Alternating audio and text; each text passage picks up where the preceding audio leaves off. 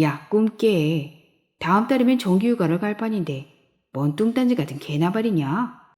사단에서 1등만 하면 휴가 문제는 내가 알아서 할란게.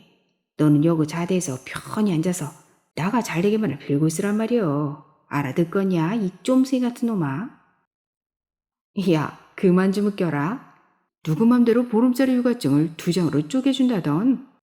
아따, 이 싸가지 없는 놈 좀 보소. 하늘이 두 쪽 나도 증 2장을 물고 올 텐께 두고 보란 말이여. 하긴 빈말이라도 고맙다. 고맙긴 우리가 어떤 사이냐. 우리 중학교 중대에서 하나뿐인 동기 아니냐. 그니까 내가 보듬어 주지 않으면 누가 너 같은 좀생이라 감싸주겠냐. 안 그러냐? 혹 김일병 아니 영환이 아닌가? 박판재? 야, 이거 얼마만이냐? 안녕하세요. 클라우디아입니다. 오늘은 김영환 작가의 작품 신풍구금 준비했습니다. 구독과 함께 좋아요 부탁드리면서 낭독 들어가겠습니다. 끝까지 함께 해주세요. 신풍구금 김영환. 누군가 앞을 가로막아서 본능적으로 몸을 피했다. 또 막았다. 영환은 고개를 들고 앞을 가로막는 사람을 바라보았다. 몸집이 큰 사람이 입을 열었다. 혹 김일병 아니 영환이 아닌가? 박판재? 야, 이거 얼마만이냐?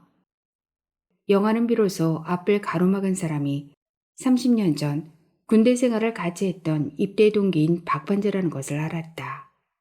두 사람은 손을 꼭 잡은 채 길가에 있는 찻집으로 들어갔다. 영환은 군대에서 판재와 함께 근무하는 동안 재미있는 일화가 많았다. 지금은 재밌었다고 말할 수 있지만 그때는 일방적으로 당한 꼴이라 몹시 고통스러웠었다. 영예로 중대장 심부름을 다녀온 영환이 식당으로 갔을 때는 점심시간이 지난 뒤였다. 그래도 뭔가 먹을 것이 남았을까 하는 미련 때문에 치사반을 기웃거렸다. 그러나 찬밥 한 덩이도 남지 않았다는 취사반장의 말에 명치가 더 쓰렸다. 밖에 나갔으면 짜장이라도 하나 빨골 일이지. 쫄쫄 굶고 기어들어마 어쩌겠다는 기가 이놈아. 취사반장에게 욕만 얻어먹고 돌아서는데 근처에서 제조 작업을 하던 박반재 일병이 말했다. BX가 빵이라도 사 먹으라. 판재는 안 됐다는 듯 혀를 찼다. 매점으로 간 영화는 빵보다는 그래도 국물 있는 라면이 든든할 것 같아서 라면을 들고 취사반으로 들어갔다. 야, 임마 후딱 끓여 먹고 꺼져. 선임 와서 보면 족뱅이 친데. 취사반 고참 윤상병이 뻘겋게 녹슨 브루스타와 그 이름이 새까맣게 엉겨붙은 한 고를 내주며 재촉했다. 라면이 신나게 끓는가 싶었는데 불이 숨어버리듯 슬며시 꺼져버렸다. 가스가 떨어진 것이다. 라면이 미처 풀어지지도 않았으나 허기를 메우기는 이것저것 가릴 게 없었다. 그때 판재가 취사반 문을 밀고 들어섰다. 밖에 나간 놈이 짜증이라도 한 그릇 먹지 않고 뭔 짓을 하다 왔다냐. 영화는 대꾸할 틈도 없이 뜨거운 항구에 코를 박고 라면을 시켰다. 야, 저쪽에 김치 있으니 갖다 묵어. 취사반 고참말이 고마웠다. 라면이라도 끓여 먹으라고 배려해 준 것도 고마운데 김치까지 먹으라니 황송할 뿐이었다. 됐습니다. 염치 없는 노릇이라 사양하고 급한 김에 면발을 길게 건져 올렸다. 어느 틈에 들어왔는지 판재가 한 곳 뚜껑 가득 김치를 담아왔다. 점심 먹었지? 영화는 하나만 안 소리를 판재에게 물었다.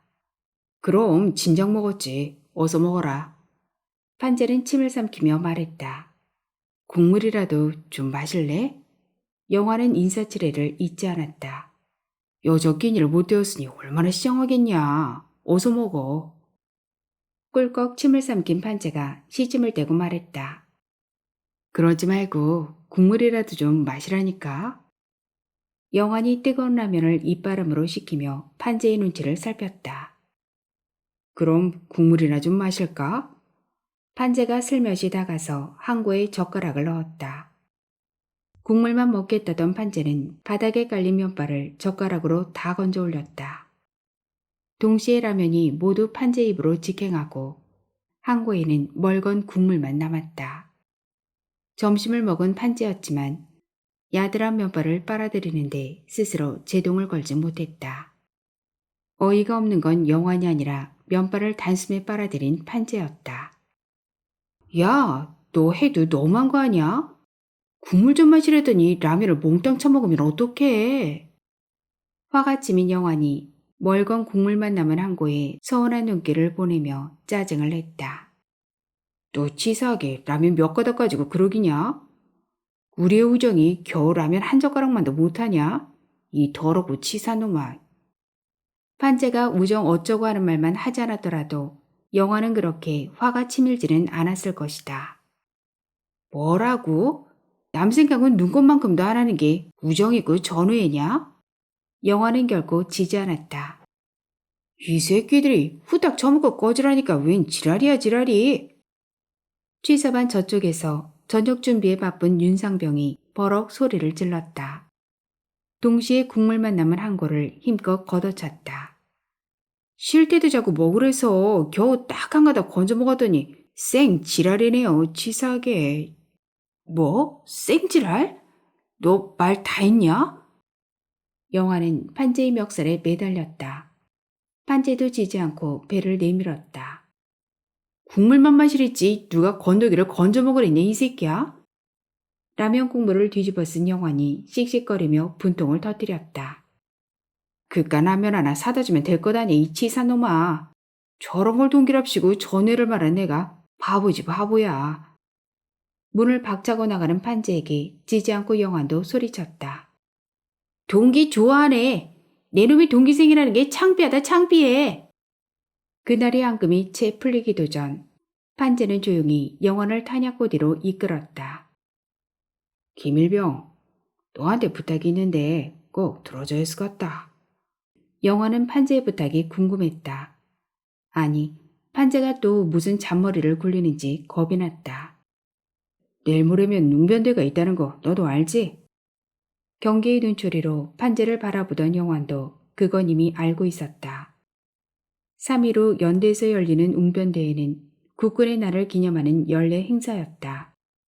판재가 중학교 때부터 웅변을 한 경험이 있다고 해서 통일 역군의 사명이라는 웅변 원고를 영환이 써주었다. 그걸 가지고 연습한 판재는 4개 중대가 모인 대대에서 1등을 했다. 그래서 연대로 뽑혀가게 되었는데 연대에서 잘하면 사단으로 올라가고 거기서 또 1등을 하면 곧장 6번으로 간다는 것이다.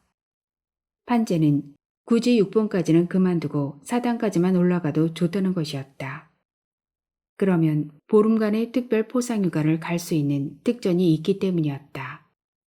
그러니까 판재의 꿈은 큰 대회에 나가는 게 아니었다.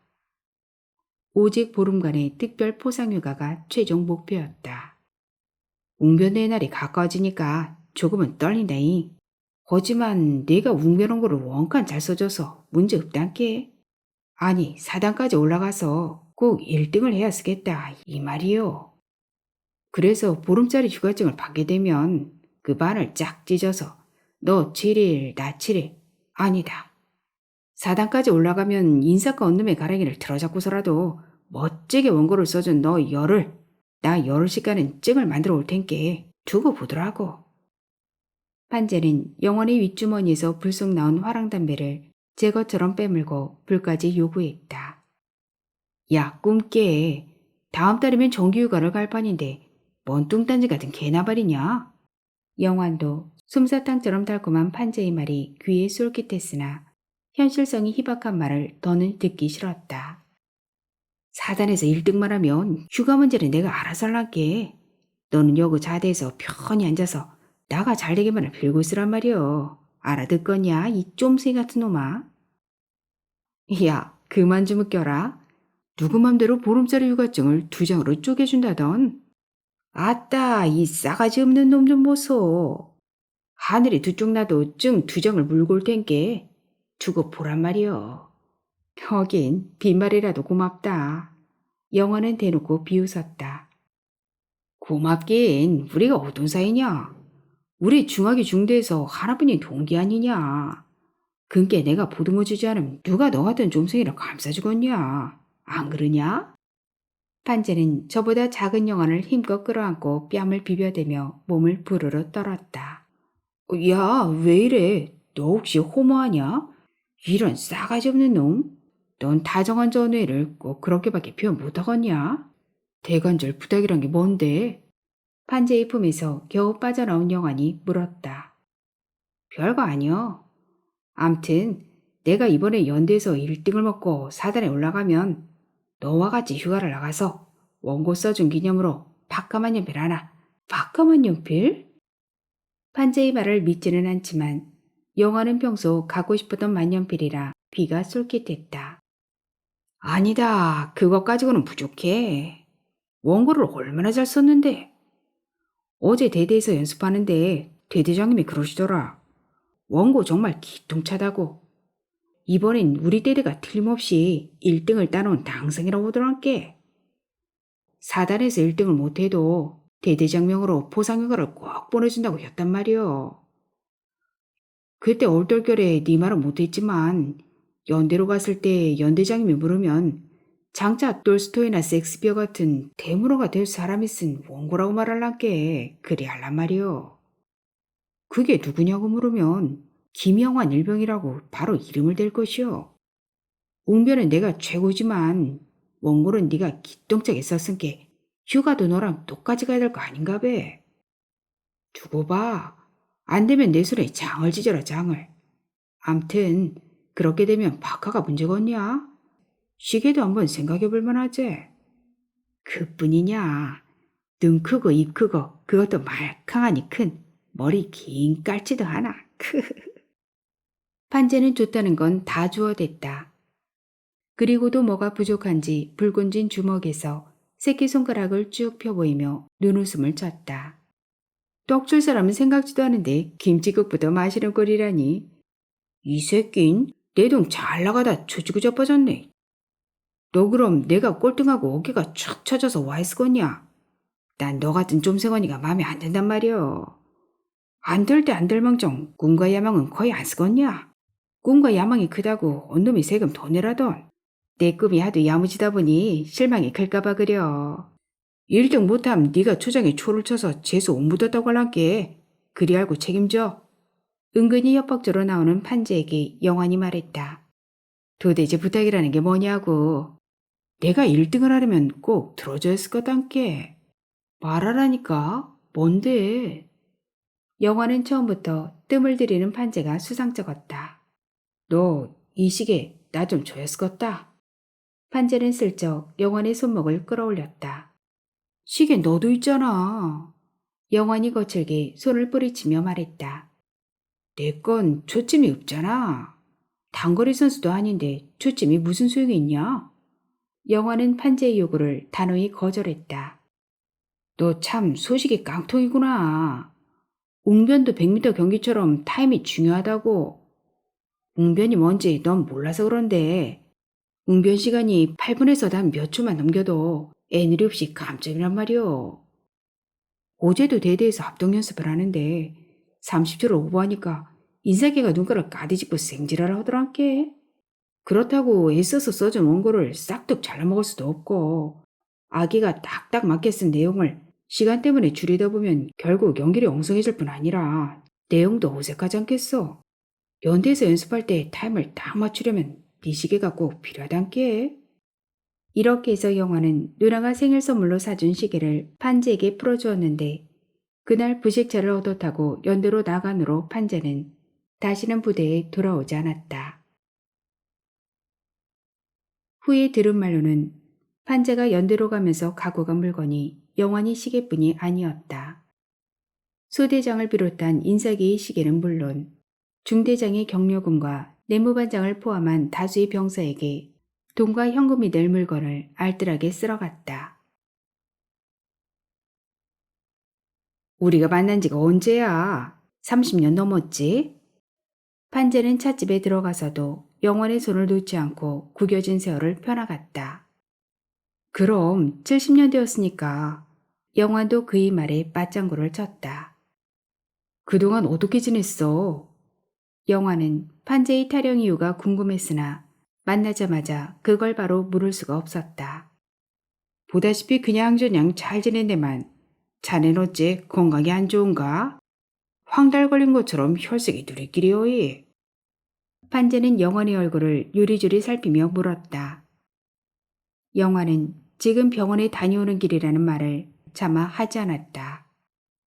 의사로부터 간이 상당히 나쁘다는 소리를 듣고 며칠 후 다시 정밀 검사를 하기 위해 아예 예약일자를 받았으나 모처럼 만난 친구에게 그런 것까지 밝히기는 싫어 화제를 돌렸다. 어디서 살지? 나야 태저런 곳에서 사네만. 자넨? 서울에서 살지. 자넨 고향에서 뭐해? 무사분주라. 놀면서도 바쁜 몸인데 자넨 뭘 하시는가? 작년까지 X공사에 다니다가 몸도 불편해서 그냥 명퇴. 아니 결국 쫓겨났지 뭐. 쫓겨나다니. 무슨 일을 해도 똑소리나게 할 자네가 왜 쫓겨났단가? 늙었으니까. 늙다니 한참 일할 나이인데. 가만히 있자. X공사라면 사장이 피 아닌가? 맞아. 그 양반이 그러고 보니까 자네 고향 출신이지 아마? 고향 출신이 아니라 바로 내 중학교 3년 후배세. 자네처럼 땅땅한 그 친구 며칠 전 재경 향후회 때도 만나서 코가 삐뚤어지게 술을 마셨는데 하하 내 말이라면 붕어리라도 까줄 놈이지. 영화는 그의 여뻥을 짐작하는 터라 묵묵히 듣기만 했다. 거기서 뭘 하셨는가?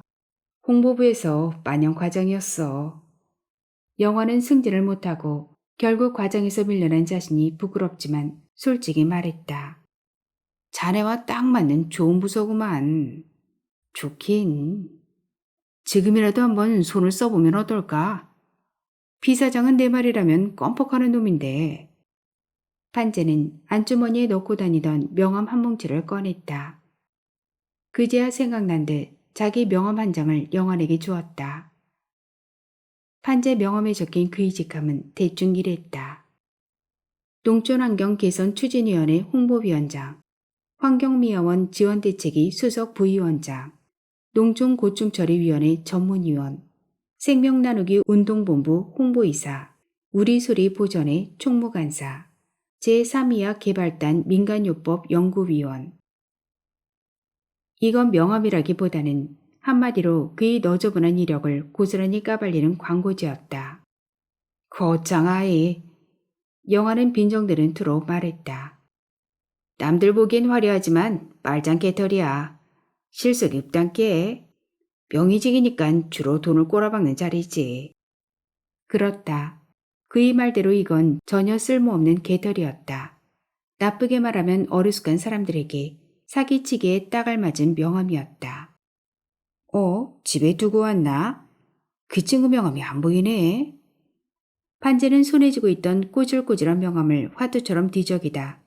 그만 아쉬운 표정으로 말했다. 어이, 우리 오랜만에 만났는데 어디 가서 한 잔 꺽쇠 그려. 판재는 뭔가 가지고 온 물건을 들고 먼저 일어섰다. 그것도 좋지만 내가 원체 술을 못하니까 어디 가서 간단하게 식사를 함세.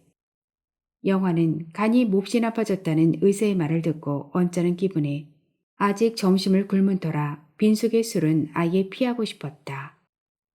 무슨 소리야. 오랜만에 한 잔 푸면서 회포를 풀자고. 내가 거하게 한 잔 살 텐께. 뒤따라 일어선 영환이 잽싸게 판지를 맞고 차값을 계산했다. 아따, 이 사람 예나 지금이나 동작 하나는 여전하군. 판재가 주머니에 찔렀던 손을 빼고 영환을 돌아보며 껄껄댔다. 그래, 잔돈은 자네가 써서 술값은 내가 낼 텐께. 찻집에서 나온 판재가 택시를 세우고 영환을 밀어넣었다. 가야? 가야가 어딥니까? 기사가 룸밀러로 뒤를 살피며 물었다. 기사 양반, 택시 얼마나 몰았소? 판재가 어리둥절한 기사에게 추궁하듯 물었다. 20년 다 됩니다만. 기사는 불순한 판재의 태도가 불쾌한 듯 꼬릿말을 흐렸다. 나 같은 촌놈도 아는 술집을 20년 택시를 끈 기사가 모른 데서야 말이 되나. 어디서 들은 것 같긴 한데 얼른 떠오르지 않아 여쭙는 거 아닙니까요? 가야는 서울에 사는 영환도 잘 모르는 곳이었다. 암만 말고 쭉 가다가 좌회전해서 곧장 올라가면 성북동 나오지 않소. 거기서 우회전 2번 하면 바로 가야라는 술집이니까 그리 쭉 내뻗으시오. 판재는 거기가 단골인 듯 길을 훤히 꿰고 있었다. 택시기사라고 떫은 소를 어찌 다 한다요. 기사가 혼잣말로 중얼거렸다.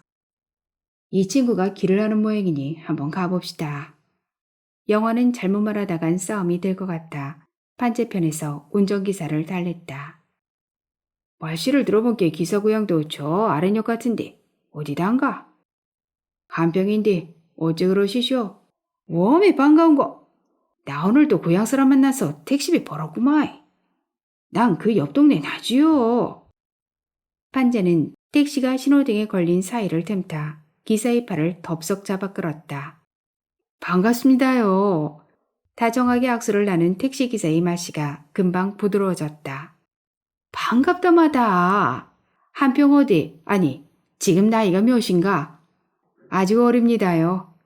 글쎄, 언뜻 보기에도 한참 어려 보이는만.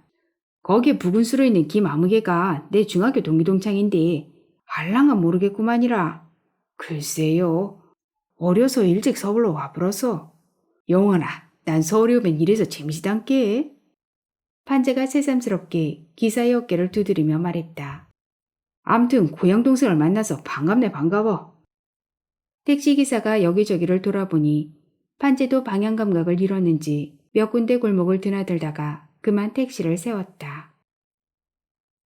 영환이 내리면서 잽싸게 요금을 내밀자 판재는 팔을 휘저으며 가로막았다. 이게 무슨 짓이오. 고향 후배차를 잠깐 얻어 타는데 요금은 무슨. 영환은 판재의 팔을 밀치고 10,000원짜리를 차 안으로 던졌다. 차에서 내린 곳은 아직 해걸음인데도 여기저기에 내걸린 술집 간판의 네온사인이 밍밍하게 밝혀지기 시작했다.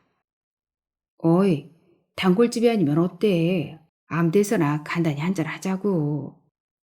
한참 두리번거려도 단골집을 찾지 못해 아쉬워하는 판재를 영환이 달랬다. 간단히? 우리가 어떤 사이인가? 생사고락을 같이 했던 전우가 오랜만에 만나서 아무데서나 소주를 빨 수 있는가? 그럴 순 없지. 영환이 판재에게 끌려간 곳은 한복을 곱게 차려입은 종업원이 정중하게 손님을 맞는 술집이었다. 짐작하건대 주머니가 두둑한 사람들이나 드나드는 집 같았다. 판재는 이런 곳에 익숙한 사람처럼 어깨를 딱 펴고 으스대면서 앞장섰다. 판재가 나비 넥타이를 맨 종업원에게 명함과 함께 10,000원짜리 2장을 얹어주며 말했다. 난 보시다시피 촌놈인데 이런 뻑적지근한 집은 처음이요. 그러니 주인 마담을 한번 만나 인사나 좀 나누자고 여봐. 사장님은 지금 안 계신데요. 종업원이 슬쩍 판재의 아래 위를 훑어보며 말했다. 사장이 없으면 지배인이라도 있을 거 아닌가? 판재가 큰 눈을 부릅뜨자 종업원이 금방 머리를 숙이고 허리까지 깊이 꺾었다. 예, 잘 알아보시겠습니다. 종업원이 사라진 뒤 판재가 영원에게 눈을 꿈쩍이며 안으로 들어섰다. 이 나이에 최소한 이 정도는 돼야 쓰겄나? 자, 어서 앉으라고. 노송이 그려진 한국과 병풍이 실내의 한 면을 다 가린 쪽으로 판재가 자리를 잡고 앉았다. 이런 술집이 익숙하지 않은 영화는 낯선 자리에 선뜻 앉기가 불편했던지 잠시 실내를 두리번거리며 서성거렸다. 저놈 마냥 왜 그런디야. 어서 앉으라고. 판재가 두리번거리는 영환에게 재촉했다. 이윽고 분홍색 한복을 입은 젊은 여인이 들어와 사뿐히 앉기 전에 붉은 입술을 들썩였다. 실례하겠습니다. 어따, 내 평생 처음 보는 미인이로세. 처음 뵙겠습니다. 오늘 귀하신 어르신을 모시게 되어 영광입니다. 저는 혜란이라고 합니다. 뭐? 혜란이? 내 인생을 망가뜨린, 아니, 나를 군에서 탈영하게 만든 그 얘기가 바로 혜란이었는데 어째 또 자네가 내 맘을 요렇게럼 아프게 흔든다냐. 어이 혜란이, 이쪽으로 좀 와보소. 판재가 혜란이를 덥석 끌어안았다. 아이 사장님도 급하시긴. 혜란이가 허리에 감긴 판재의 팔을 살짝 풀며 눈을 흘겼다. 처음 오신 어른들의 취향을 몰라서 어떻게 모셔야 신뢰가 안 될지 모르겠습니다. 뭘 어떻게 모셔. 이제 방식대로 하면 되지. 오랜만에 만난 친구가 서운찮게 말이오. 암튼 성의껏 내봐. 술은 뭘로 준비할까요? 시바스리갈 어때 김 사장? 판재가 갑자기 영원의 호칭을 바꿔 부르며 형식적으로 의중을 물었다. 글쎄. 영원이 어정쩡한 대답에 판재가 다시 말했다. 기왕이면 발렌타인을 가는 게 어때 김 사장? 그건 꽤나 비쌀 텐데. 비싸봐야 몇 분 하겠어. 기왕 마시는 거 입에 맞는 걸로 하자고. 아니야, 시바스리갈도 과분해. 게다가 나는 술도 많이 못해. 맞아. 옛날 박통도 시바스리갈로 마지막을 장식했잖아. 혜란이가 나간 지 10여 분 만에 이걸 어떻게 다 먹을까 걱정될 만큼 무거운 상이 또 다른 아가씨와 함께 들어왔다. 술이 몇 순배 돌고 난 뒤에야 비로소 영환이 얼큰한 김에 입을 열었다. 자네, 그때 웅변한다고 나가서 어떻게 된 거야? 모르고 있었냐? 나야 모르지. 영환은 그가 타령한 것은 알지만 그 후로는 전혀 깜깜이었다. 판재가 웅변대에 참가한다고 연대로 나간 뒤 곧장 타령했다는 것 외에는 아는 것이 전무했다. 그나마 중대에서 알게 된 것도 며칠 뒤였다. 연대나 사단에서 잘 지내며 1등을 해서 금이 환영하길 학수고대하던 중대로서는 청정병력 같은 소식이었다. 당시의 중대 분위기는 완전히 초상집이었다. 형식적이지만 급한 대로 중대에서 인사기를 맡고 있는 강상사와 그쪽 지리에 빠삭하다는 소대 선임하사가 판재의 고향으로 급파되었다. 판재가 처음 전입할 때 신상 명세서에 밝힌 주소대로 찾아갔으나 그런 번지수는 애초부터 없었다. 뿐만 아니라 그가 입버릇처럼 늘 자랑하던 제2대학교 법대에 다니며 고시 공부했다는 것도 말짱 거짓으로 드러났다. 제2대학은커녕 고등학교도 중퇴했다는 것이었다. 백방으로 수소문한 결과 입대 전 그가 살았다는 집도 제2대학교 후문의 담장 끝에 루핑을 덮은 무허가 판잣집이었다. 어찌어찌해서 겨우 찾아간 집에서 만난 판재의 부모는 이미 버린 자식이라고 말했다. 그래도 군대에 가면 혹 사람이 돼서 나올까 싶었는데 타령했다는 말에 한숨만 길게 내뿜으며 한다는 말이. 난 모르겠어. 어쨌든 나라에 바친 놈이니 군대에서 잡아다가 주리를 틀든 죽이든 마음대로 하시시오. 이 말을 들은 중대장은 한참 동안 수태 씹은 얼굴로 군인만 쩝쩝 다셨다. 일선주의자인 중대장은 막연하지만 판재가 무한한 얼굴로 넉살 좋게 해벌쭉 웃으며 충성이라는 부대 구호를 외치고 귀대할 것 같은 희망을 쉽게 포기하지 못했다. 그래서 차일피일 미루던 타령 보고서에 결국 중대장은 부하의 가슴에 총을 겨누는 심정으로 서명했다는 것이었다. 말도 마. 그때를 생각하면 지금도 사지가 벌벌 떨린다. 어우. 판재는 술을 입에 털어놓고 푸르르 진저리를 쳤다. 술잔을 들어 입술만 적신 영환이 호기심 가득한 눈으로 판재를 응시했다. 내가 연대에서 1등한 것도 자네는 모르나? 영환은 금시초문이었다. 3개 대대에서 모인 애들과 연대 직할 때까지 모인 8명의 연사가 아주 불꽃 튀는 경합을 벌였지. 거기서 내가 단연 두각을 나타냈지. 1등을 했단 말이야. 그래서 사단까지 거침없이 승승장구했지 뭐야. 거기서 또 1등을 했단 말씨. 야, 지금 생각해도 자네의 웅변원고는 진짜 훌륭했다고. 그걸 가지고 내 우렁찬 목소리로 사자어를 토하면 만장한 정중이 울고불고 다 뒤집어졌다니까. 그런 훌륭한 글재주를 생각하면 자넨 지금쯤 유명한 베스트셀러 작가가 됐거나 아니면 소월 같은 시인이 돼서 대학 교수쯤은 따놓은 당상이라고 믿었는데 말이야.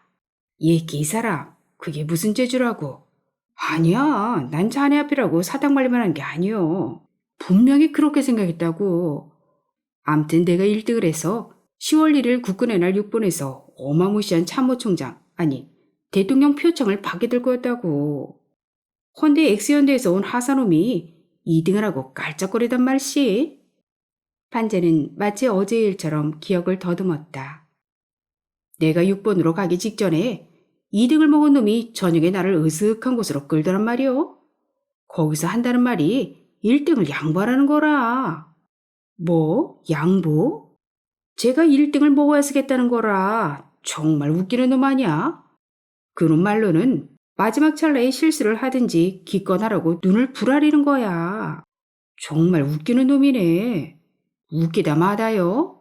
내가 어떻게 해서 거기까지 올라갔는데. 이건 나도 나지만 원고 써준 너에 대한 모독이라 이거요 내 말은. 판재가 단숨에 비운 술잔을 영환에게 건네며 말을 이었다. 내가 고의로 넘어지면 제가 1등을 하겠다고 계속 겁을 주는 거요. 그게 말이 되는 소리요. 그걸 내버려뒀어? 영환이 술잔에 반 남은 술을 단숨에 비운 뒤 판재에게 넘겼다. 내가 누구냐? 그 자리에서 확 받아버렸지. 당장 쭉 뻗어버린 놈이 면상을 워커발로 확 문질러 죽사발을 만들었지 뭐. 그리곤 어떻게 된 거야? 어떻게 되긴. 마침 고양성이 위병수에 있길래 상록상갑을 찔러줬지. 그리곤 행사 테이블 정정을 세탁소에 맡기러 간다고 나가서 그닥 주랭랑쳤지. 판재는 지금도 분이 안 풀리듯 붉은진 주먹을 허공에 힘껏 휘둘렀다. 모처럼 몸 한번 확실히 풀었군. 입에 개거품을 물고 떠드는 판재의 무용담에 영원도 신이 나서 맞장구를 쳤다. 말하면 뭐래. 그때 생각하면 지금도 아찔하단께. 술잔을 비운 판재가 누가 따라줄 겨를도 없이 자작을 서슴지 않았다. 야, 그 얘긴 그만하자. 그때 생각하면 지금도 소름 끼쳐서 술맛 제친다 야. 그래, 그만하고 술이나 들어. 헌데 자넨 왜 술 안 마시고 나만 주는겨? 오랜만에 자네 먹이려고 여기까지 왔구만. 난 간이 안 좋아. 오늘도 병원에서 의사가 술은 독이라고 얼마나 겁을 주던지. 영환이 술을 피하는 일이 마치 죄를 짓는 듯해서 본의 아니게 병세를 실토했다. 간 상태가 어떤데 그렇게 엄살이요? 엄살이 아니고 심각해. 영환이 사실대로 털어놓았다. 간 이식을 하면 될 거 아니오. 의술이 좋은데 뭘 걱정해. 이식이란 게 어디 말처럼 쉬운 일인가? 걱정 말고 술 들어. 그러게 심각해지면 내가 한쪽 대줄게. 판재가 먹던 떡을 나눠주듯 쉽게 말했다. 말만이라도 고맙네. 자네와 내가 어떤 사이인가? 피를 나는 전우 아닌가? 자네 피가 A형이지? 그걸 어떻게 알지? 영화는 자신의 혈액형을 아는 판재가 놀라웠다. 우리는 생사고락을 같이 한 전우 아닌가? 훈련소에서 신체검사할 때 자네와 혈액형이 같다는 걸 알았지. 야, 기억력 하나는 여전하군. 뭐 그 정도쯤이야. 자네도 기억날걸? 웅변하고 20장을 단 2시간에 토시 하나 빼지 않고 몽땅 외워버린 내 실력을. 그렇다. 영환도 기억한다. 그 당시 군인이면 당연히 외워야 하는 국민교육 헌장을 단시간에 외워버린 판재의 암기력을 모두 놀라워하는 동시에 부러워했다. 아그들아 뭐다냐. 술판에 술이라도 한 자락 갈았을 거다녀. 얼굴이 벌겋게 달아오른 판재가 곁에 앉은 아가씨에게 소리를 청했다. 그러나 마지못해 한 곡 뽑는 아가씨의 소리는 영원히 듣기에도 신통치 않았다. 술맛 떨어지게 왜 자꾸 시계를 본다냐. 판재에게 통박을 맞은 영화는 이제 그만 일어나고 싶었다. 10시가 가까운 시간에 술을 더 마시기가 어려웠다. 속이 울렁거리고 넘어올 것 같아 참기가 힘들었다. 쓰잘데기 없는 소리 허들 말고 어서 아그들아. 저런께 술도 따르고 즐겁게 해드리란 말이오. 자네들이 맹숭맹숭하게 재미가 없으신갑다. 판재가 곁에 아가씨를 부추겼다. 아니야, 난 벌써부터 취했어. 오늘 자네를 만나서 오버한 거야. 오버라니, 겨우 몇 순배 들었다고 엄살이다냐. 아그들 뭐하냐. 어서 술 따르고 돼지 불 까는 술이라도 한 곡 뽑으란께. 판재는 곁에 앉은 아가씨의 어딘가를 더듬으며 느끼하게 낄낄거렸다. 아이고 사장님 살살 좀. 우악스럽게 만지니까 아파 죽겠어요. 아가씨는 가슴에 낙지처럼 달라붙은 판재의 손을 송충이처럼 밀치며 눈을 흘겼다. 아따 요거다지 단물이 덜 빠져서 비리구먼. 기짐은 떫은 물이 살짝 빠져서 빨강해야 제맛인데 말이여. 아이야 어서 한 거 뽑으란 게 뭐더란다냐. 사장님도 참 이렇게 맹숭맹숭한 분위기로 뭔 소리가 나온대요. 오라 밴드나 장구가 있어야 쓰겄단 말이지. 아시면서 영원히 곁에 앉은 아가씨가 말했다. 허면 준비를 여야 안 쓰겄냐. 여그 북장구 다른 아구들 있으면 좀 불러라.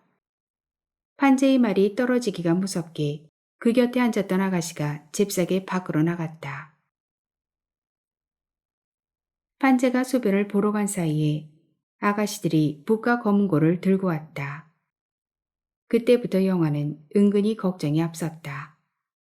이런 식으로 술판을 키우다 보면 비용이 만만치 않고 시간도 길어질 것이 뻔했다. 왜 그렇게 오래 있었어? 한참 뒤에 들어온 판재에게 영환이 물었다. 전화 좀 쓰고 오니라고 늦었네. 판재가 들어오자 썰렁했던 분위기가 다시 흥청거렸다. 전화라면 여기도 있는데. 그건 나도 알지만 중요한 전화를 애들 앞에서 함부로 할 수 없는 일 아니겠어. 검은고와 북을 치는 아가씨들을 그윽한 눈으로 바라보던 판재가 입을 열었다. 야들아 그만 나가 놀아라. 그 솜씨 가지고는 어디 가서 찬밥덩이도 얻어먹기 힘들겠다. 어서 술이나 한 잔씩 들고 나가거라. 아가씨들 깐에는 열심히 목청을 돋웠는데 판재가 그만 찬물을 끼얹었다. 분위기는 영 거시기하다마는 생사고락을 같이 한 전우를 만난 기념으로 내가 한 자리 뽑아야 쓰겄다. 들을만하면 안주를 좀 더 가져오니라. 잉? 슬며시 북제를 잡은 판재가 술 한 잔을 가볍게 들고 목청을 가다듬었다. 그때여 도련님과 춘향이 사랑가로 논이라니. 사랑 사랑 내 사랑아. 판재의 소리 실력은 누가 들어도 수준 이상이었다. 그의 구성진 소리에 넋을 잃었던 영왕과 아가씨들이 계속 울어대는 전화벨을 듣고서야 제정신을 찾았다. 판재를 찾는 전화였다. 내 여기 있는 줄은 어떻게 알았다냐. 참말로 귀신이구마잉. 판재가 너털 웃음을 웃으며 수화기의 음성을 높였다. 자네들 나 미행한 것 아니지? 나 옛날에 생사고락을 같이 했던 전우를 만나 술 한잔 얹게. 전화 끊어. 아 알았단께 그러네. 판재가 억지로 전화를 끊고 다시 북채를 힘껏 휘둘렀다. 사랑은 나이가 두퉁실 좋을시고. 빙신들 추임새도 딱딱 먹일 줄 모르는 것들에게 소리를 주자니 내 목이 헐겁구만이라. 판재는 북을 던지듯 밀어놓고 목에 술을 부었다. 그때 또 전화벨이 울렸다. 판재를 찾는 전화였다. 어쩌자고 성가시게 전화질이다냐. 전화를 끊은 판재가 기어코 잠시 나갔다 온다고 할 때 영환도 따라 일어섰다. 무슨 소리야? 이제 분위기가 쪼까 살아나는만. 자넨 여기 이쁜한 거들하고 놀고 있어. 내가 후딱 다녀올란게. 넋 잡아서 1시간 아니 30분이면 충분하게 기다려야. 함께 일어선 영환을 판재가 눌러앉히며 말했다. 오랜만에 왔더니 서울 친구들이 어찌 알고 내 끓은 얼굴 좀 보자는겨. 넋 잡아서 1시간이면 되니께 안주 부족하면 구매에 많은 걸로 더 시켜.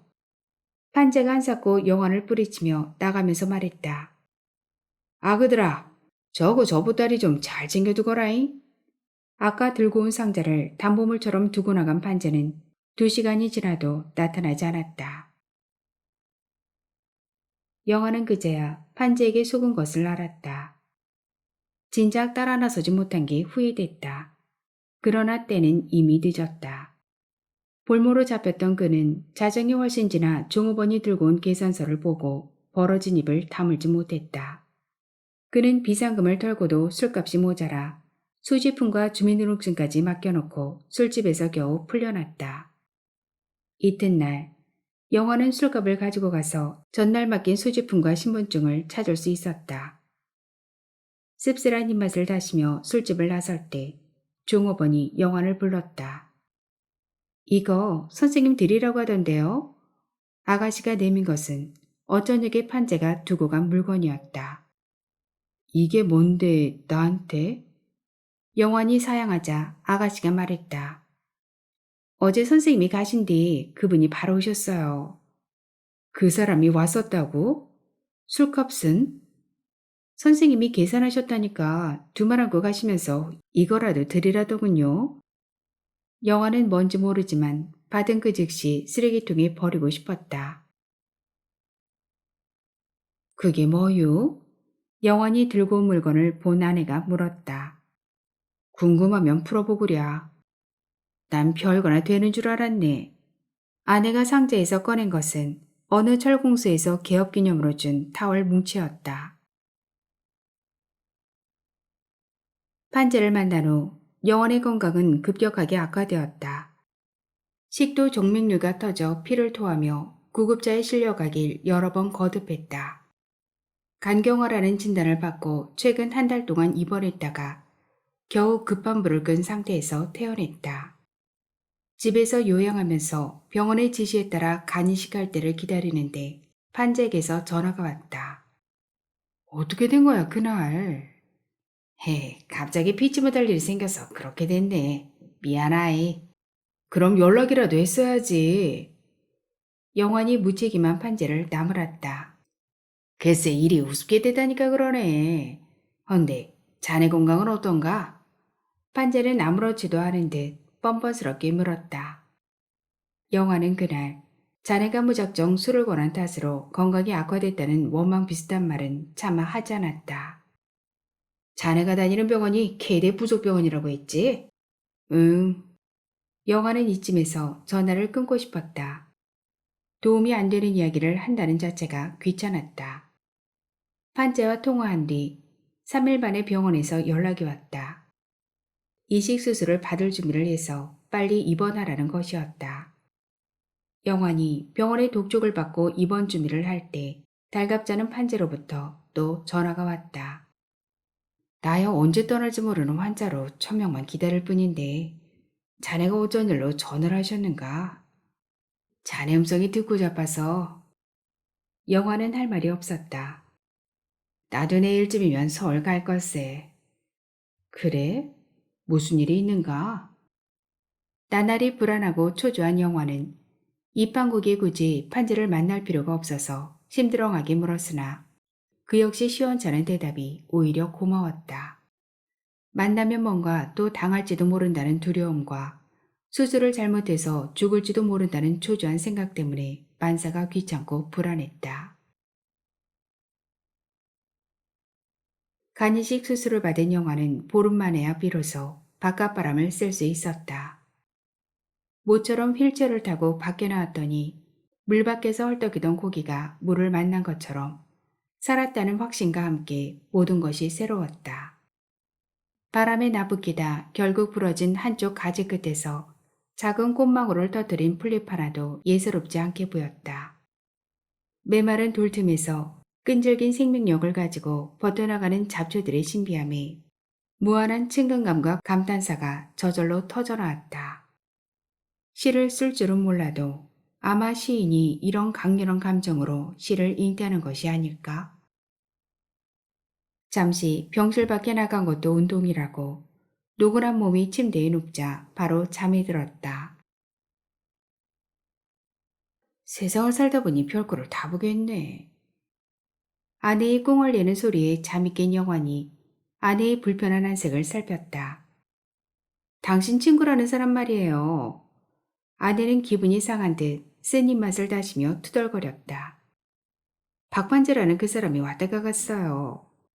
영환은 그 이름만 들어도 기분이 나빴다. 문병을 왔다길래 당신을 깨우려니까 굳이 깨우지 말라고 합디다. 판재가 어떻게 자신의 입원을 알고 여기까지 왔는지 궁금했다. 그러나 묻지 않았다. 그라면 차라리 보지 않는 것이 잘된 일이었다. 그래도 한참 뒤에 물었다. 뭐라던가? 뭐라긴. 당신만 멀거니 보고 있다간 뭔가 잔뜩 휘갈겨 놓고 갑디다. 자, 뭐가 뭔지 모르지만 한번 읽어보시구랴. 판재가 써놓고 간 종이를 아내가 내밀었으나 영화는 보기가 싫어 아예 벽면으로 머리를 돌려버렸다. 어디서 날아들었는지 작은 발이 한 마리가 크레졸 냄새에 취했는지 날개가 꺾인 것처럼 하얀 벽면을 힘겹게 기어 올라갔다. 기가 막혀서 참. 영화는 혼자 구시렁대는 아내를 말없이 응시했다.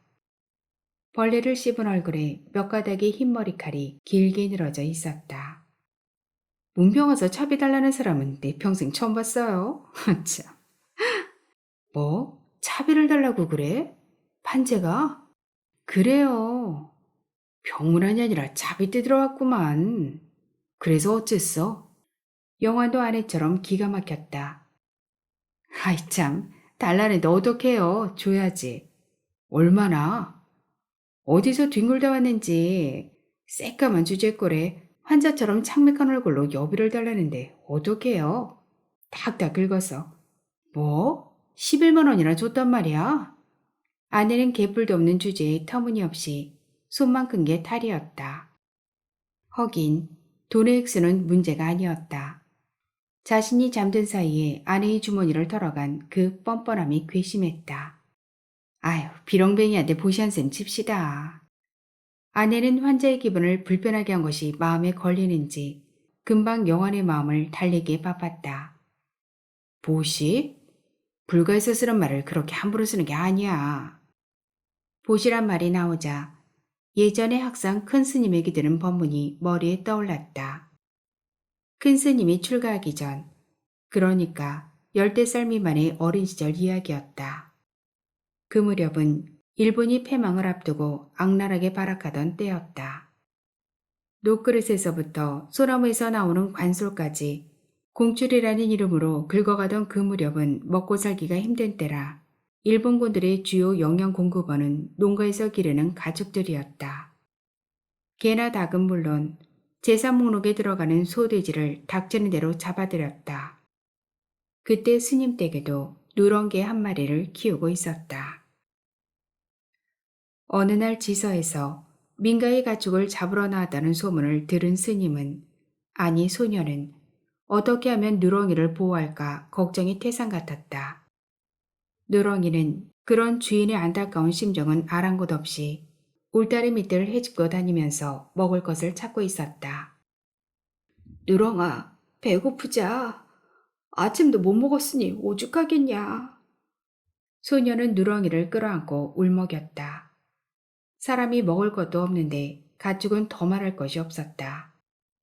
누렁이는 주인의 다정한 손길도 귀찮은 듯 서늘한 마루 밑으로 들어가 버렸다. 누렁아, 순사들이 잡으러 온다는데 거기 있으면 어떡해. 어서 멀리 도망쳐야지. 소년이 대나무 숲을 가리키며 재촉했으나 누렁이는 그 말을 아는지 모르는지 마루 밑에서 눈만 껌뻑이다가 다시 어슬렁어슬렁 기어나왔다. 제대로 얻어먹지 못해 삐쩍 마른 누렁이가 앙상한 몸을 이끌고 마당가에서 비실거리는 모습이 얼마나 가여운지 소녀는 눈물만 흘렸다. 누렁이에게 뭔가 좀 먹이고 싶은데 먹이가 마땅찮으니 마음만 안타까울 뿐이었다. 추운 겨울, 소년이 학교에 가려고 나서면 누렁이가 먼저 대돌에 놓인 소년의 고무신을 깔고 앉아서 그 체온으로 신발의 냉기를 덜어주었다. 눈이 소복이 쌓인 날이면 누렁이가 앞장서서 미끄러운 눈길을 먼저 터주었다. 그뿐인가. 어스름한 오후 하굣길에 항상 기분이 찜찜한 산모퉁이의 성황당까지 비를 맞으면서도 마중을 나와 소년의 두려움을 덜어주던 그 누렁이에게 뭔가 좀 먹이고 싶었으나 모두가 마음뿐이었다. 농가의 가축을 쓸어가기 위해 순사들이 개울 건너 마을을 들쑤시고 다닐 때 소녀는 어머니의 손에 이끌려 이웃 마을의 잔치집에 급히 다녀왔다. 소녀는 누렁이와 함께 잔치집에 가서 버려지는 음식 찌꺼기라도 먹이지 못한 것이 마음에 걸렸다. 탕, 타당. 어느 집의 개가 죽어가는지 깨갱거리는 울부짖음과 순사들의 날카로운 총소리를 들은 소녀는 황급히 누렁이를 끌고 뒷곁으로 달려갔다. 하늘이 안 보이도록 어두컴컴한 대나무 숲에 들어간 소녀는 누렁이를 껴안고 울며 말했다. 누렁아, 나쁜 놈들에게 잡히면 안 돼. 순사놈들에게 잡히지 말고 빨리 멀리 도망쳐서 잘 살아야 해. 소녀는 다정한 친구에게 말하듯 누렁이에게 타이른 후 손가락을 입속에 넣고 웩웩 토하기 시작했다. 처음에는 아무것도 나오지 않았다. 손가락을 목젖까지 깊숙이 밀어넣자 전신이 오그라들면서 창자가 비틀렸다. 비로소 잔치집에서 먹은 지 얼마 되지 않아 미처 삭지 않은 국수 가닥이 올라왔다. 산토니를 먹은 후 허연 회충이 입으로 기어나올 때처럼 눈물이 찔끔 나면서 코가 메었다. 소녀는 울컥울컥 힘들여 토해낸 거라도 누렁이에게 먹이려고 목구멍 깊이 손가락을 찔렀다. 누렁이는 시큼한 토사물을 잠시 외면하다가 이내 코를 벌렁거리며 혀를 내밀었다. 배가 고팠던 누렁이는 소년의 멀건 토사물을 깨끗이 핥아먹었다. 어서 가. 순사들이 오기 전에 빨리 도망가서 잘 살아야 해. 알았지? 소녀는 거머리처럼 붙어있는 누렁이를 쫓다시피 뒷산으로 내몰았다. 컹컹. 누렁이가 컴컴한 숲속에서 하늘을 향해 크게 짖었다. 가기 싫은 길을 쫓겨가듯 멈칫거리면서 주인을 흘끔흘끔 바라보았다. 컹컹. 내 걱정 말고 잘 있으라는 듯 누렁이가 또 짖었다. 목이 메었다. 소녀는 댄잎이 푹신하게 깔린 눅눅한 자리에 퍼질러 앉아 멀리 사라진 누렁이를 부르며 마냥 울었다. 바람에 나부끼는 대숲 사이로 초저녁 멀건 보름달이 너울거릴 때까지 하염없이 울었다는 스님의 말에 영원도 코어리가 시큰했다. 스님이 어린 시절 누렁이에게 베풀었다는 글자가 바로 보시행이자 몸소 실천하는 최선을 파자한 것이 신풍구금이었다. 영화는 뜻도 모르고 아무렇게나 내뱉는 아내의 보시란 말이 영 귀에 거슬렸다. 며칠 후 영환이 검사실에 갔다 온 사이에 판자한테서 전화가 왔었다고 했다. 이름만 들어도 송충이를 본 것처럼 기분 나쁜 판재의 음성을 직접 듣지 않은 것만도 다행스러웠다. 여러 가지 분주한 탓으로 문병을 못 가서 미안하다며 며칠 후 꼭 한번 올라가겠다는 판재의 말을 아내로부터 전해 들었다. 그리고 며칠 뒤 영화는 뜻밖의 판재의 꿈을 꾸었다. 삼배 두루마기를 멋들어지게 차려입고 경실에 나타난 판재가 흐물흐물 웃으며 영환에게 다가왔다. 수술받은 곳이 어떠냐고 물었다. 그는 싫다고 하는데도 굳이 수술 부위를 더듬으며 말했다. 이제 좋아질 테니 걱정 말라며 담배를 권했다. 영환은 수술 전부터 담배를 끊었을 뿐 아니라 병실에서는 절대 금연이라고 했다. 그러나 판재는 그 말을 무시하고 담배를 피웠다. 그걸 본 다른 환자들과 보호자들이 가만히 있을 리가 없었다. 당연히 시비가 붙었다. 결국 담배를 피우던 판재는 다른 환자의 보호자에게 강제로 끌려나갔다. 그때 영화는 침대에 누워서 끌려가는 판재를 말려주기는커녕 판재처럼 희죽희죽 웃으며 빨리 꺼지라고 소리쳤다. 너 이제 임자 한번 잘 만났다. 내 그럴 줄 알았다고. 라고 중얼거렸다. 무슨 잠꼬대를 그렇게 요란하게 해요? 아내가 흔드는 바람에 잠이 깬 영화는 주변을 두리번거렸다. 판재는 간 곳이 없었다. 꿈이긴 하지만 기분이 찜찜했다. 멀리서 문병 온 친구를 박절하게 내쫓는 자신이 후회스러웠다. 알아봤어? 2달 만에 태어나는 영환이 원무과에서 수속을 마치고 돌아온 아내에게 물었다. 뭘? 당신께 간을 기증한 분이 누구냐고? 몰라서 물어 당신? 영화는 알면서도 되묻는 아내에게 짜증스럽게 쏘아붙였다. 비밀이래요. 병원에서 그걸 알려주면 법에 걸린대요. 주치의 선생님 말씀이 간을 기증한 분도 몇 번이고 비밀로 해줄 것을 굳게 다짐했대요. 영화는 답답했다. 이 각박한 세상에 조건 없이 간을 기증하고 그걸 절대 비밀에 붙이란 사람이 어디 있단 말인가. 도저히 상상하기 힘든 일이었다. 그래도 은인을 모르고 산다는 건 도리가 아니지. 당장 은혜를 갚자는 게 아니야. 그럴 수도 없지. 생명을 어떻게 물질로 계산할 수 있겠어. 아무리 비밀이라도 은인이 누군지 알고는 살아야 될 거 아닌가. 어떻게든 꼭 알아봐. 영화는 간을 기증한 은인을 꼭 찾겠다고 다짐했다. 당신이 직접 선생님께 매달려봐요. 아내는 자신이 할 일은 다 했다는 듯 영원에게 떠밀었다. 수술하러 갈 때 다르고 회복실로 나와서 하는 말이 다르단 게 맞는 소리였다. 영화는 서서히 건강이 회복되었으나 마음은 돌을 매단 것처럼 무거웠다. 처음 간경화라는 진단을 받았을 때처럼 가슴에 쇠뭉치를 매드는 것처럼 괴로웠다. 선생님 말씀이 거기에 너무 집착하지 말고 앞으로 사는 날까지 좋은 일만 골라서 하시랍디다. 준 사람만 찾을 게 아니라 전혀 모르는 사람에게 좋은 일을 많이 베풀면 그게 다 그분의 은혜를 갚는 길이래요. 그 말밖엔 안 해, 의사 선생님이? 아내에게 되묻는 영환도 그것쯤은 알고 있었다. 선생님 말씀이 당신은 참 행운아라고 합디다. 그리곤 당신도 어쩌면 기증자를 조금은 짐작할지도 모른다고 하시면서 참 고마운 분이라고 하더라고요. 뭐? 짐작할지도 모른다고? 그게 무슨 소린지 자세히 말해봐. 영화는 뜻밖의 말을 듣고 놀랐다. 선생님께 감사 인사도 할 겸 내가 직접 가서 여쭤봐야겠군. 영환이 급히 환자복을 벗고 사복으로 갈아입었다. 선생님 출장 가신다고 나가십디다. 출장? 어디로? 미국. 간암 연구 발표가 있는데 거기 참석하신다고 방금 공항으로 나가셨어요. 갑자기 맥이 빠진 영환이 침대 모서리에 털썩 주저앉았다.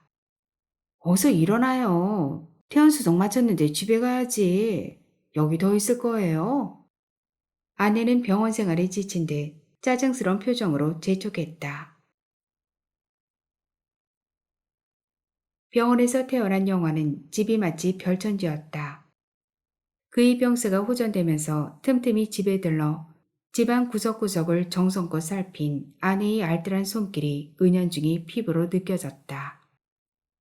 새로 달아놓은 연육제 커튼과 깔끔한 집안 분위기가 남의 집처럼 낯설었으나 오랫동안 애착을 갖고 가꿔온 베란다의 화분들이 예전처럼 싱싱한 그대로라 한결 반갑고 정겨웠다. 그 정겨운 일상이 그에겐 포근한 어머니의 품안처럼 아늑했다. 어수선한 병실을 벗어나 아늑한 분위기에 안착한 그는 지루한 여행에서 방금 돌아온 듯 몸은 노곤했으나 기분은 날아갈 듯 상쾌했다. 내가 진작 의사 선생님께 때를 써보는 건데 말이야.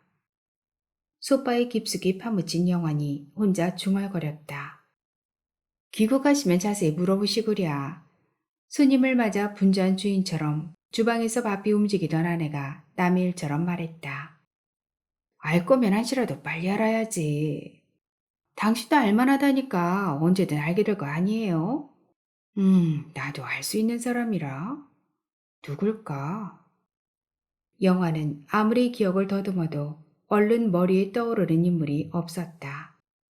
선생님한테 얼핏 들으니까 무슨 생사고라고 어쩌고 하시던데 그게 무슨 말씀인지. 아내는 이제 생각난 듯 기억을 더듬었다. 뭐라고? 생사고라? 건성으로 내뱉는 아내의 말에 영화는 갑자기 튕겨진 용수철처럼 몸을 벌떡 일으켜 세웠다.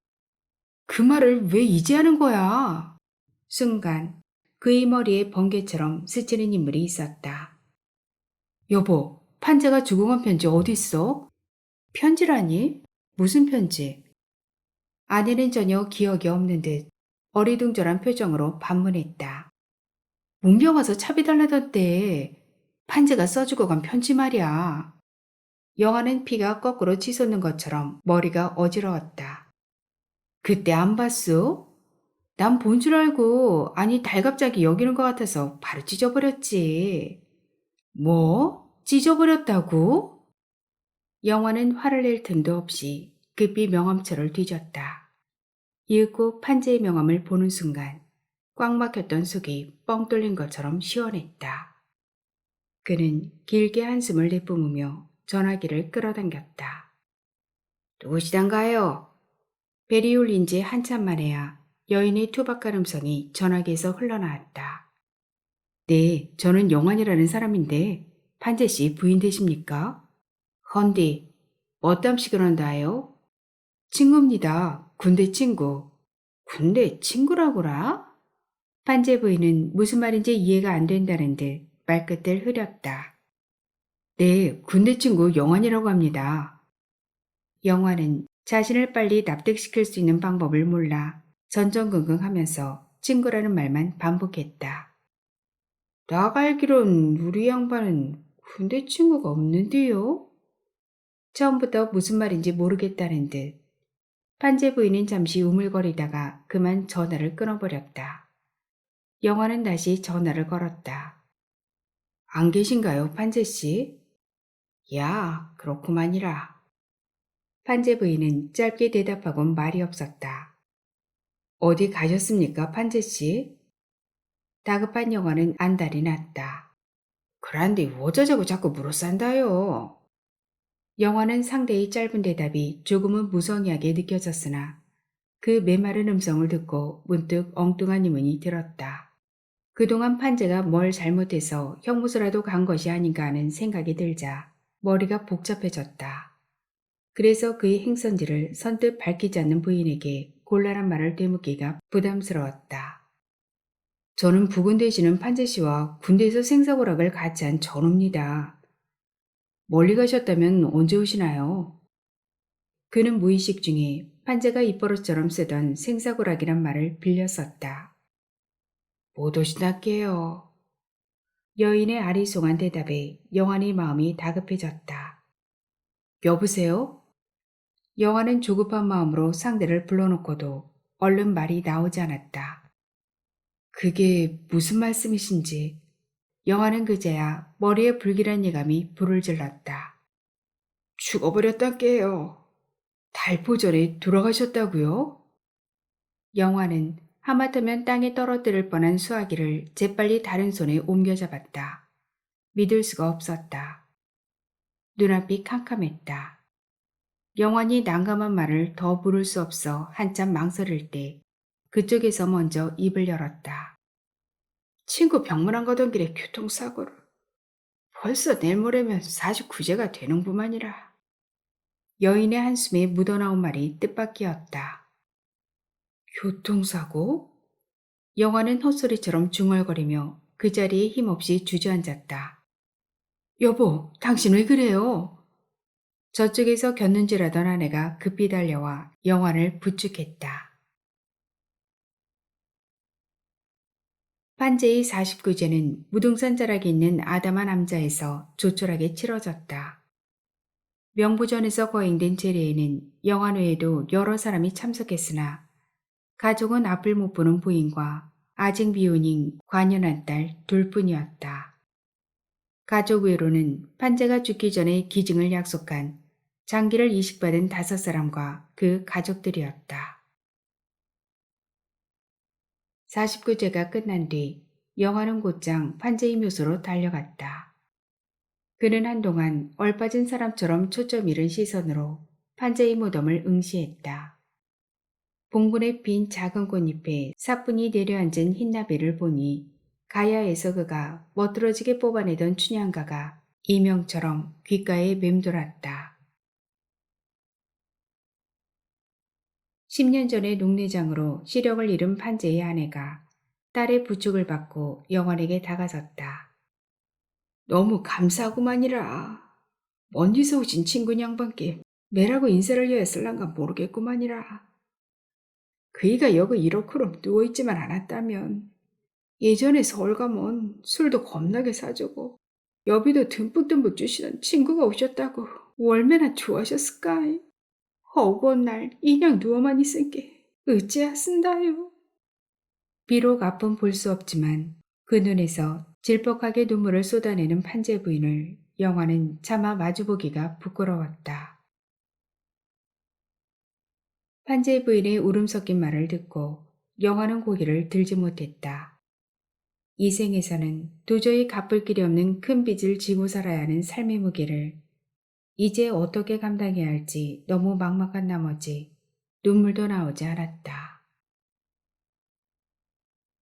아직 뿌리도 내리지 못한 잔디가 마치 건초더미처럼 뒤덮인 판재의 묘에 영원히 무너지듯 주저앉았다. 순간 꽃잎에 앉았던 흰나비가 갑자기 놀란 듯 훌쩍 허공에 떠올랐다가 다시 영원의 머리 위를 가볍게 선회하면서 너울너울 춤을 추었다. 소설은 여기까지입니다. 김영환 작가는 만주 하얼빈 출생으로 본종은 충남 공주 유구입니다. 문학저널 제4회 창작문학상 소설 부분, 문학저널 제13회 신인문학상 소설 부분에 당선되었습니다. 제10회 월간문학상 소설 부분 하얀 약속 수상, 사단법인 동방문화진흥회 회원, 문학저널 문인의 소설분과위원장, 자문위원 역임, 사단법인 한국문인협회 문단 60년사 편찬위원, 사단법인 한국소설가협회 중앙위원 역임, 현 사단법인 한국문인협회 이사로 활동 중입니다. 긴 시간 함께 해주셔서 감사합니다. 오늘도 행복하세요.